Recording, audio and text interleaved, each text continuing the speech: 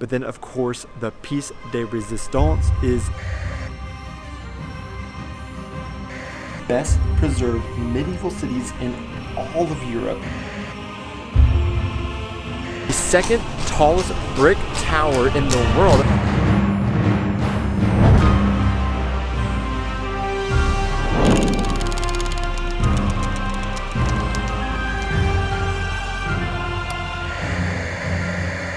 Hey guys, and welcome back to our channel. This is my wife Aubrey and I am Donnie, and we are two Americans currently living in Germany, but sharing all of those experiences as well as our travels throughout Germany and Europe here on our channel. So the borders have finally opened back up in Europe. We haven't been able to go outside of Germany in about two or 3 months. And so we are finally outside of Germany, getting to explore Europe like we love to do. And today we are in a city that is called the Venice of the North. And this place also is a UNESCO World Heritage Site as one of the best preserved medieval cities in all of Europe. So today we have a lot of exciting things that we're going to go see. We're going to go see some of Jesus's blood, supposedly, a giant bell tower music concert, and also just check out this amazing canal medieval city in Bruges, Belgium. So the very first stop we're making this morning is in the Brugge Square, which is right behind me. And this area is very important here because it has the 13th century town hall, as well as a really important Christian relic in a very small, unassuming basilica, little church in the corner, just tucked away in the corner right next to the town hall. They have the Basilica of the Holy Blood. And there they supposedly have a cloth that was brought back during the Crusades that actually is soaked with some of Jesus's blood. And that's what we're going to check out first this morning.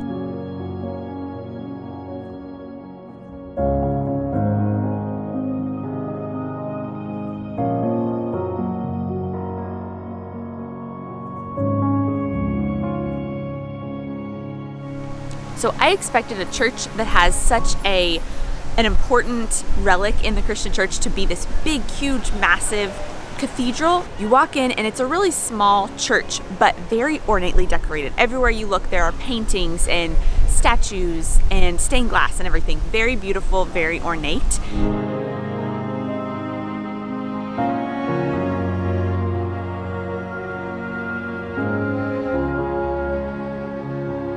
So we didn't actually get to see the cloth that supposedly has Jesus's blood on it. There was a little altar that said that the cloth was actually tucked away behind this. And there also were some angels up on another altar that looked like they probably hold the tube and the vial that holds the cloth. So we didn't get to see it this time, but there was lots of stained glass and imagery of this vial that holds the cloth with Jesus's blood on it. There also was a pulpit that was shaped like a globe that I thought was kind of cool symbolism, maybe of preaching the gospel to the world. I thought that was really creative and neat. So then we walked downstairs and we found this other basilica, and it's behind a closed wooden door. It was very unassuming. So we went through this door, and this basilica and chapel was very Romanesque feeling, dark stone, very primitive feeling in there, but it was also another chapel that had more imagery of Jesus and his death.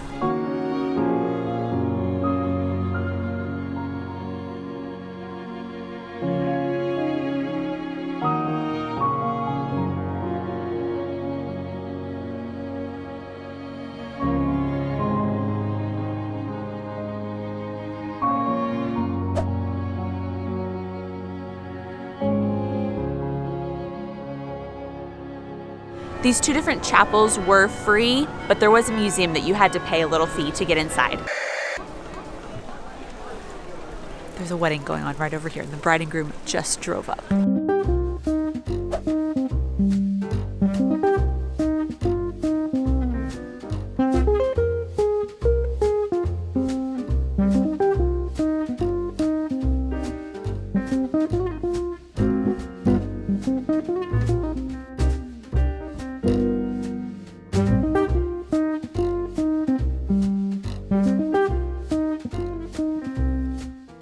So if we're being completely honest, we did arrive last night and do a free walking tour when we first arrived, but literally we got here, threw our bags in our hotel room, and then just ran out for this free walking tour. But it's one of our favorite things to do whenever we arrive in a new city we've talked about before, because you really get a quick history for fairly inexpensive, because you just pay by tipping at the end. But anyways, one thing our tour guide was saying last night is that everybody talks about this being one of the best preserved medieval cities in all of Europe, but really this isn't what it looked like in medieval times, because all the buildings now are like these stone or brick buildings. You're saying all of them back then were wood, and then all the streets were like mud and dirt and not stone because stone was so expensive. So this isn't actually what it looks like in medieval times, but it still looks really, really beautiful. And he was saying it's more of kind of like romantic view of what medieval times looked like here. But all this also is still fairly original when they were built, because these weren't really destroyed during any kind of wars or anything, and so it's very well preserved. But the architecture here is really cool because, like I'm saying, it's all stone, but stone was kind of viewed as a wealthy thing, he was telling us last night, and so they have these stepped buildings on the roof, and all of that, he was telling us, was just to show off your wealth, because the more stone that you could have on your house, the more wealth that you were projecting. So people would just put these steps up to try to make themselves look as wealthy as they could. But later on, they did institute that all the buildings had to be made out of stone, and a lot of that was due to fire hazards, with everything being out of wood. So then the stone became kind of the common building material for the entire city, and along with the streets also being paved in stone, and that's what you get all over the place here now.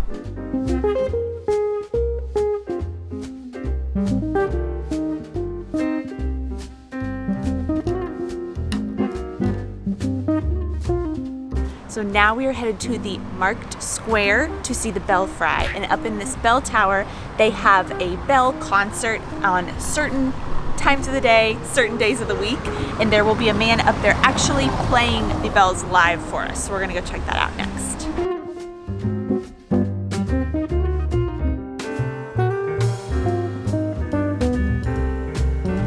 So we found a little bench out here in the Markt Square to sit and listen to our free bell concert over here. So fun fact about this is you can climb up to the top of the bell tower, and it's supposed to be the best view of Bruges from the top. Another fun fact is this tower over here actually leans 1 meter to the east. Donnie says he can tell. I really can't tell, but apparently if you look at it and think it's leaning, it really is.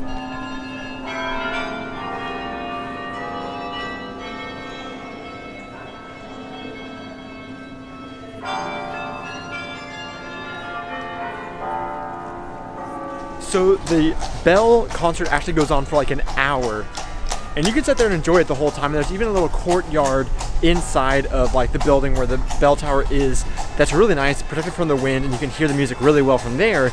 But we're gonna go ahead and move on to our next stop. It's starting to sprinkle a little bit, so we kind of want to get inside. And so our next stop is going to be the Church of Our Lady, which is the second tallest brick tower in the world at nearly 400 or 400 feet-ish tall. And then inside also is a Michelangelo Madonna and Child sculpture that of course also is Michelangelo, so you gotta go see that whenever you have the opportunity to. So that's where we're heading next.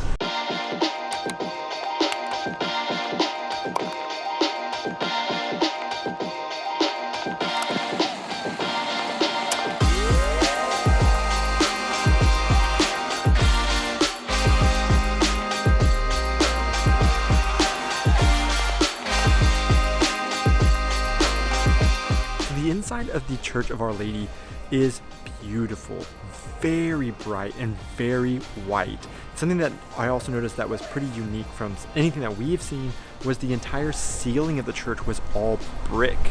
Throughout the church you can walk around and there's parts of the wall where they have found old murals that they are recovering right now that are from the Middle Ages. And then whenever you're walking around, just beautiful statues all over the place and beautiful imagery.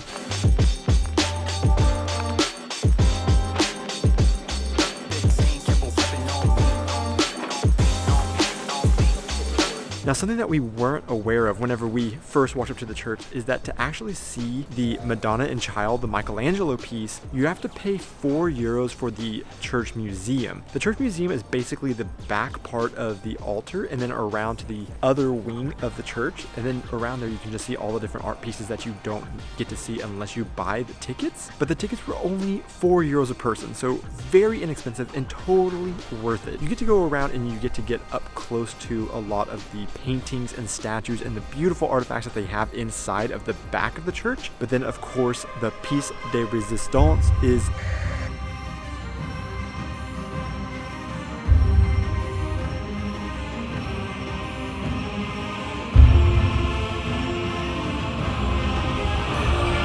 the Michelangelo piece.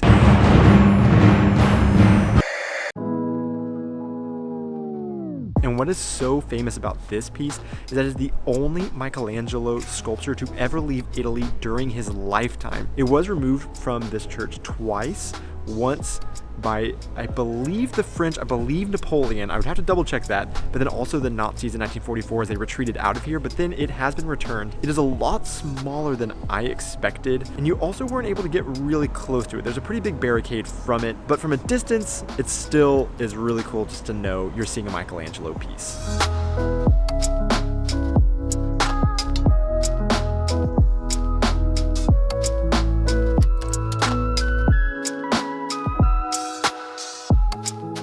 Bruges is one of the European cities known as the Venice of the North, and that's because there are canals that run all throughout this city.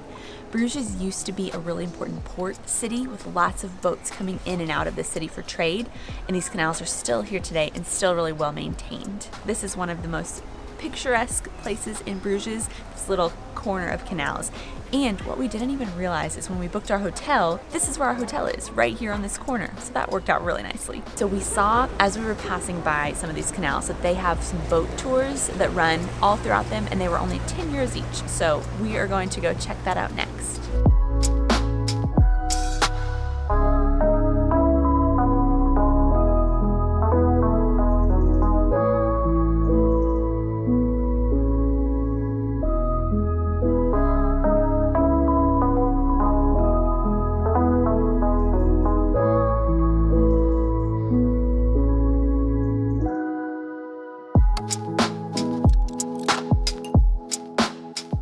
So our boat tour lasted about 35 minutes long, and it just did a little part of the canal, not the full big canal around the city or all throughout it, and it was a really nice tour. It wasn't super informative, and part of that was due to the really cool fact that our boat driver was giving the tour in 4 languages. He was giving it in Dutch, English, French, and German. Kleine baksteen met de trapgeveltjes natuurlijk. Un peu plus loin à gauche, un bel exemple de cargaison en ligne en briques bleues avec les typiques pignons arrêtants au-dessus. On the left side, a very fine example of 4 traditional houses with the typical step cables on top of that. Linke Seite jetzt ein schönes Beispiel von 4 restaurierte Hausen mit dem typischen Treppgiebel. So he was having to run through information pretty quickly before we passed the things to get through all the different languages, and it was also kind of hard to understand him. So we wouldn't say go on this tour for information, but go on it for the beauty, because it is a really cool view to be able to see the city from the canal and from that perspective, and getting to look up at the buildings and just take in all of the architecture that way. One really cool thing on the boat ride also is we came across a ton of swans, and something our tour guide last night told us was that this is a huge tradition here in Bruges, that they have to take care of the swan population here. This was a promise to the Holy Roman Emperor back in medieval times. That story you'd have to look up yourself, but there are tons of beautiful swans that are well maintained and taken care of here in the city that you get to see all along the cruise as well. Overall, for 10 euros, it's a really great way to see the city from the canals, a short, quick little thing to do just in the middle of the day while you are going between museums or something, and get to see a lot of beautiful things.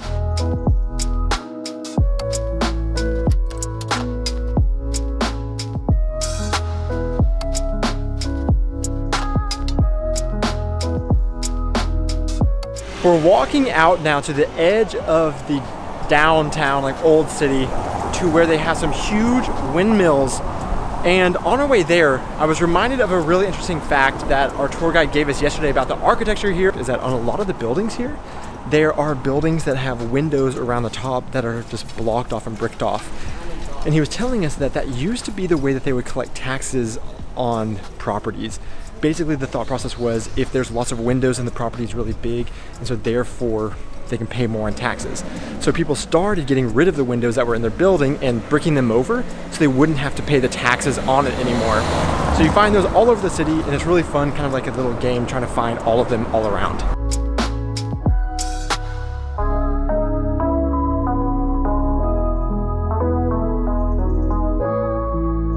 Now we've come to the Bruges Windmills. So our tour guide last night told us that there used to be about 24 around the city. Now there's only a couple here, and they used to provide grain for the city, and apparently these few are still working. And so as we're looking at the windmills and exploring Bruges, it's making us realize how little we knew about Belgium. We've learned a lot, but one thing was, we've been to Brussels before and there they speak French. So honestly, we were expecting French when we came up here, but no, they speak Dutch up here. So we didn't realize how strong of a Dutch influence there is in this whole area, like the windmills and the language, and even the canals of this city remind me a little bit of Amsterdam. So that's been really fun to explore and see this completely different side of Belgium that we didn't even know about.